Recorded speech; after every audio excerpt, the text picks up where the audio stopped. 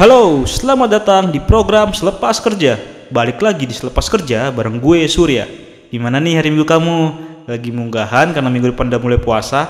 Atau ya sama aja kayak minggu-minggu pekan sebelumnya ya? Ayo yang mana? Kalau boleh cerita di kolom komentar ya.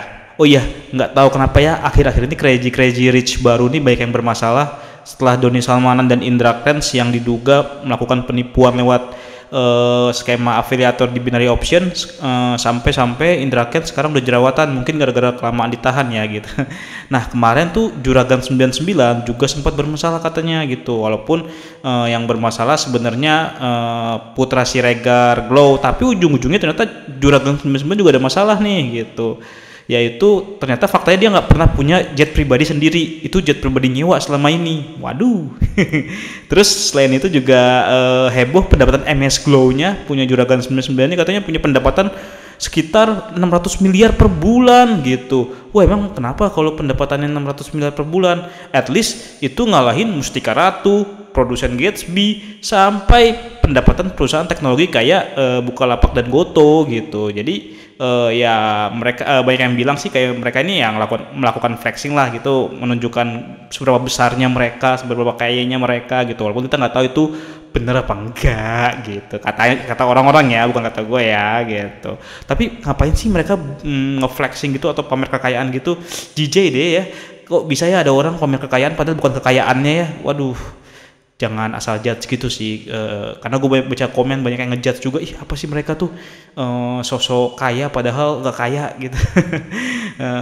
Gue mikir gini sih, karena 9 dari 10 orang di dunia pasti pernah melakukan flexing. Masa kayaknya gue gak pernah ya gitu kan, merasa dalam diri mungkin ngomong kayak gitu, tapi faktanya semua orang pernah melakukan flexing. Jadi emang apa sebenarnya flexing itu sih, kok semua orang pasti pernah melakukan flexing gitu? Oke, kita akan bahas ini lebih lengkap ya. Sebelum itu jangan lupa buat subscribe, like, komen, dan share video gue ini ya. Ngomong-ngomong, lu tuh anak generasi tahun berapa sih yang nonton channel YouTube gue? Gue mau cerita sih, kayaknya sih di sekitar tahun 2002 sampai 2004 ya. Jadi waktu itu gue masih sekitar SD atau SMP, ada temen gue yang nawarin MLM ke gue. Nah di penawaran itu ada presentasi, isinya banyak banget orang, foto orang kasih jempol di depan mobil, banyak banget pokoknya. Sampai juga ada yang ngasih jempol di depan Menara Eiffel gitu. Sampai akhirnya di presentasi itu terakhirnya mereka ngajakin kita buat gabung MLM-nya. Katanya kalau kita gabung MLM-nya kita bisa sesukses mereka, punya mobil, jadi bisa kasih jempol di atas mobil, di depan mobil, atau enggak kasih jempol di luar negeri kayak mereka gitu kan. Itu sih gue inget banget yang kayak gitu tuh, karena membekas gitu. Kok bisa orang pamer punya mobil jempol gitu, ngasih jempol, ngapain sih gitu kan. Nah gue dapat 2 kali lagi presentasi MLM kayak gitu yang isi juga sama gitu. Nah ayo apa namanya nama MLM-nya? MLM-nya. Nah ini beda sama MLM yang janjiin kapal pesiar ya, beda kok, ini beda. Nah kalau lu yang ingat namanya sok monggo ditulis di kolom komentar ya gitu. Yang gue inget sih pas setiap dapat presentasi itu dikasih martabak. Nah gue senengnya di situ, senengnya sama martabaknya, tapi gue kagak ikut. Nah dalam perekrutan MLM itu salah satu aksi yang dilakukan adalah flexing, yaitu nunjukin gue dengan lu ikut MLM lu bisa dapat mobil lo kayak leader yang lain, lu bisa keluar negeri lo kayak leader yang lain gitu. Akhirnya lu tertarik dong. Tapi waktu itu gue enggak sih, karena apaan sih. Tapi ada yang tertarik gitu. Nah dengan menunjukkan pamer keberhasilan itu, padahal belum tentu itu benar terjadi juga loh gitu, karena ada bercandaan juga, ternyata yang dikasih jempol itu bukan mobil dia, itu mobil orang di parkiran gitu. Ada tuh waktu itu rame juga di media sosial, tapi masih pakai Friendster kayaknya waktu itu. Nah hasilnya gimana? Kayaknya sih banyak yang terpengaruh ya. Kalau misalkan kamu yang pernah bergabung di MLM yang namanya Melia itu gara-gara jempol depan mobil, berarti strategi flexing mereka untuk narik kamu jadi member sukses besar. Dan itu sebelum era media sosial seagresif sekarang loh ya. Aksi flexing itu dilakukan juga dulu sebelumnya, nggak cuma lewat MLM juga. Zaman dulu tuh bisa juga flexing lewat gigi emas, tahu nggak kan? Dulu kan ada beberapa orang, kalau giginya emas nih orang kaya nih dia nih, ingat nggak kata sama bapak lo? Terus juga ada orang yang nunjukin perhiasannya banyak banget. gila, setiap keluar pakai perhiasan. Dalam hati gue juga ngeliat orang kayak gitu, tuh dia nggak takut ya dirampok ya? Ngapain sih dia nunjukin pakai perhiasan di luar rumah gitu kan? Apa fungsinya? Cuman berat-beratin tangan sama menggoda orang untuk merampok gitu. Cuman ya itu adalah flexing untuk menunjukkan siapa dia gitu. Tapi tujuannya apa sih? Orang melakukan flexing seperti ini, orang nasabah prioritas BC aja cuma pakai kutang ke kantor cabang ya. Kok ada orang yang pamer kekayaan selebay-lebay itu gitu. Oke, kita akan bahas selanjutnya. Nah, ini gue ngerekap dari beberapa pendapat psikolog ya yang gue baca-baca di beberapa artikel ya. Gue bakal rekap semuanya ada di sini nih. Jadi ada beberapa tujuan orang dalam melakukan flexing berdasarkan misinya gitu. Yang pertama, untuk mendapatkan kepercayaan. Kepercayaan ini nggak cuma dari calon konsumen sih, tapi dari hampir semua orang, misalnya sampai masyarakat, penilaian masyarakat juga gitu. Jadi gini, dengan dia memamerkan kekayaannya, konsumen atau orang bisa lebih percaya kepada dia gitu. Oh iya nih orang kaya nih, berarti bisa jadi dia orang bener nih gitu. Gue beli produknya atau enggak gue pakai jasanya keren nih dia nih gitu. Ntar gue kalau enggak gue gabung dengan membernya dia karena gue bisa jadi kayak dia mungkin ya gitu. Jadi di situ kepercayaan bisa muncul karena orang itu merasa dengan dia punya banyak uang berarti ini aman nih gitu. Nah, selain itu juga kepercayaannya juga bisa muncul karena merasa satu circle. Wih, dia tuh kayak gue juga loh. Berarti kalau dia kayak gue berarti ya sama ya, gue baik dia juga baik gitu. Gue pakai jasa dia aja atau enggak gue teman sama dia nih kayak keren nih, kita satu nada nih gitu. Di luar itu juga misalkan nih, ini ada cerita juga sih dari teman yang agensi ya. Misalkan kamu marketing jasa agensi kan, kalau itu ada tender proyek-proyekan lah ya gitu. Dan dalam setiap persaingan itu untuk mendapatkan kamu juga butuh menunjukkan atau ngeflexing juga nih. Misalkan lu yang selalu tampil di depan saat tender, lu mau nggak mau harus punya iPhone 13 gitu. Buat apa? Ingat, ini iPhone-nya bukan untuk fiturnya ya gitu, tapi untuk gaya kalau kita terupdate juga nih untuk teknologi ini gitu. Berarti misalkan begitu jasanya juga oke banget nih, terpercaya nih. Berarti ini salah satu penilaian dari covernya udah oke nih gitu. Coba HP-nya Android butut, bakal jadi ada keraguan. Waduh, HP dia Android butut nih, ntar kalau gue pakai jasa dia uangnya dikorup nggak ya? Ada secara psikologis ada yang seperti itu juga ininya pendapatnya gitu.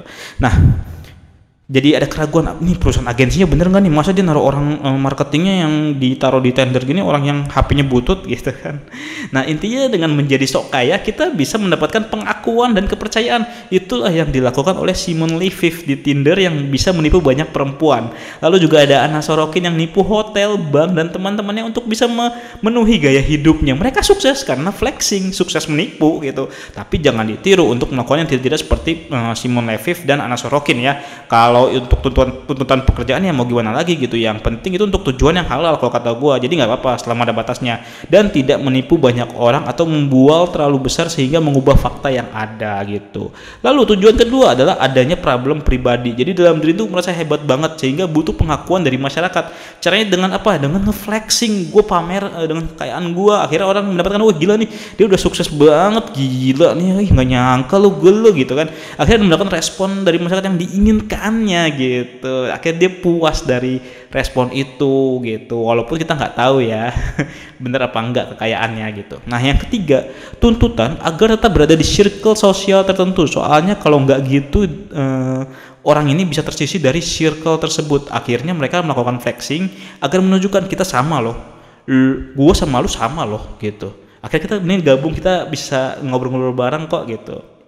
Contohnya misalnya gabung ke geng sosialita, kan nggak mungkin lu gabung ke geng sosialita tapi lu bukan sosialita. Setidaknya di media sosial lu sosialita, nggak mungkin lu jadi gembel di media sosial lu gitu kan. Kalau nggak lu bisa jadi ketendang dari circle-nya gitu. Akhirnya untuk memastikan dirinya bisa bergabung ya dia melakukan flexing di media sosial gitu, menunjukkan gue tuh setara dengan kalian gitu. Yang keempat, untuk menarik perhatian ya. Kalau ini misalkan kalau cowok tuh biasanya bawa mobil sport, keren banget kan, wow gitu. Kalau cewek tuh bisa pakai tas branded yang harganya jutaan, yang gue nggak paham ngapain dia beli tas jutaan, fungsinya apa gitu. Ya fungsinya ya itu buat wah gila kan. Gila sukses ya sekarangnya gitu. Jadi sekaligus bisa dapat pengakuan. Meski kita nggak tahu bener atau enggak itu barang miliknya atau cuma sewaan doang. Mobilnya nyewa sehari doang gitu. Makanya dia seminggu sekali ganti mobil, orang cuma nyewa. Atau enggak tasnya juga cuma nyewa. Ada nggak sih penyewaan barang-barang branded gitu? Gue nggak tahu sih. Kalau ada tulis di kolom komentar. Jadi flexing tuh sebenarnya sebuah tindak kejahatan atau bukan sih? Menurut gue sih ya. Enggak sih, karena setiap orang pasti pernah melakukan flexing. Misalnya, seorang pembicara akan memamerkan pengalamannya terlebih dulu sebelum ngomong. Tujuannya apa? Ya biar audiensnya percaya sama apa yang diomongin ya. Coba nih, misalkan ada ahli keuangan, dia mau ngomong di depan publik tentang perencanaan keuangan, tapi dia nggak menampilkan atau memamerkan itu seorang CFP atau enggak bagaimana pengalaman di dunia keuangan, ya orang ragu lah, yang lu omongin beneran nggak sih nih, lu ntar bodong lagi ini ya gimana lu gitu gitu kan. Jadi ya mau nggak mau dia harus nge-flexing, pamerin dulu pengalamannya apa sih dia nih gitu biar orang percaya gitu, bener nggak? Masalahnya adalah ketika flexing dilakukan untuk pura-pura, flexing dilakukan dengan pura-pura. Jadi pamerin yang punya kita tuh untuk tujuan jahat. Kayak apa tuh misalnya? Nah nih, gue ada cerita. Jadi ada daerah rumah teman gue itu yang kerampokan. Padahal daerah rumahnya itu dijaga satpam 24 jam. Wah, kok bisa gitu kan? Hebat banget di perampokan. Jadi perampokan ini skemanya gini. Dia tuh nyewa mobil Alphard, mobil yang mirip kayak punya pemilik rumahnya di daerah rumah teman gue. Gitu. Dia masuk ke daerah area rumah itu ya satpam nggak curiga dong. Alphard memang bakal nyolong apa Alphard kan, mungkin dia nih kerabatnya atau apanya, ya udah masuk monggo gitu kan. Ternyata dia tuh maling gitu. Jadi dia menggondol hampir seluruh barang di rumah tersebut. Yap, itu flexing. Jadi dia bisa dapat kepercayaan dari satpam untuk bisa masuk ke area rumah dan bisa maling. Padahal dia maling gitu. Modalnya apa ya? Modal sewa Alphard sehari doang sih. Paling berapa sih nyewa Alphard sehari? Ada nggak sih 1 juta atau 2 juta gitu kan? Gue nggak tahu berapa tuh. Mungkin yang tahu boleh ditulis di kolom komentar. Nah, di sini kita bisa dibilang si maling ini melakukan flexing untuk hal yang negatif gitu. Di luar itu flexing sudah tercampur dalam kehidupan kita juga sih. Sama aja kayak kamu reunian terus mancing-mancing ngomongin kesuksesan saat ini. Gua nih udah jadi direktur di perusahaan ABCD, lu gimana kabar lo gitu kan. Oh gitu ya, terus mancing-mancing ya ngomong kayak gitu ya, itu flexing juga gitu ya. Tapi flexing itu nyebelinnya tahapnya cuma teman-teman reunian doang. Apaan sih dia belagu banget ngomongin kekayaan atau enggak kesuksesan dia gitu. Ya elah cuy, ini reunian cuy gitu kan. Nah itu efeknya nggak senegatif banget, cuman ya nyebelin aja sama teman-teman lo gitu. Ya apaan sih lu, orang kita lagi pengen senang-senang lu malah bahas hal-hal yang kayak gini gitu. Nah jadi tingkatan flexing itu jahat apa enggak ya tergantung, tapi intinya sih flexing ini bisa jadi mendukung untuk pekerjaan kita, tapi juga beresiko nih kalau misalkan tujuan bukan beresiko tapi juga jahat jika digunakan tidak pada tempatnya, kayak tadi yang maling gitu. Nah kalau yang reunian gimana tuh, ngaku bahas tentang kesuksesan, ya itu nggak jahat, cuman nyebelin aja teman-teman reunian lu, apaan sih gitu kan, orang mau reunian masa lalu tiba-tiba bahasnya kesuksesan saat ini gitu kan. Ya gitu sih. Nah kalau menurut kalian gimana tentang flexing ini, baik atau enggak, dan apakah boleh kita melakukan flexing gitu. Nah sampai di sini dulu aja video gua kali ini. Bye bye, sampai jumpa di episode selanjutnya.